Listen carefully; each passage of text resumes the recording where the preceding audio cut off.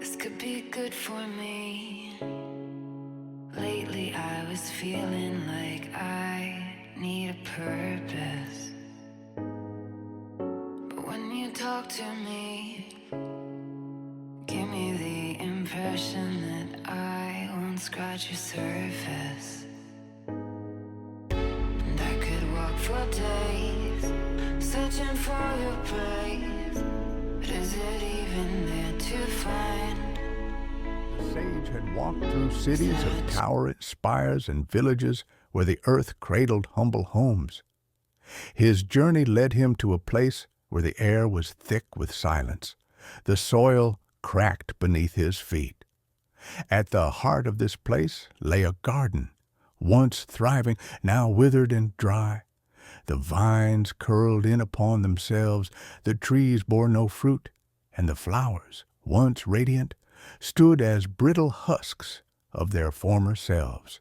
A man stood in the center of the desolation, his hands covered in dust, his eyes weary with sorrow. He turned as the sage approached, offering a weak smile. "You have come to see what has been lost," the man said, gesturing to the barren land. The sage nodded, studying the soil with quiet reverence. "What happened to your garden?" The man sighed. "It was once the pride of our village. We cultivated it for generations, feeding from its bounty, resting beneath its shade. But the rains grew less frequent and the sun harsher. We tended it less and less, believing it was doomed. Over time, it withered." The sage knelt, running his fingers through the soil. "And now," the man lowered his gaze, "now it is too late." The sage lifted a handful of soil and let it fall between his fingers. "Too late for what?" "To restore it," the man murmured, "to bring back what was lost." The sage stood, his voice gentle yet firm. "A garden does not die simply because it suffers neglect. It waits. It does not cry out nor demand attention. It only remains, holding the memory of what once was, waiting for the hands that will tend to it again." A flicker of doubt crossed the man's face. "But what if the soil is too dry? What if the roots have given up?" The sage smiled and gestured toward the sky. "The clouds will return in time. The earth does not forget how to drink." He turned to the man. "The question is not whether the garden can live again. It is whether you will choose to tend it." That evening, as the sun dipped below the horizon, the man lifted a watering can for the first time in years.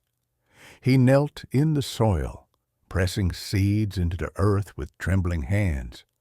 Days passed, then weeks. The villagers watched as he returned again and again, nurturing the land with quiet devotion. One morning, as the first green shoots broke through the ground, the man wept.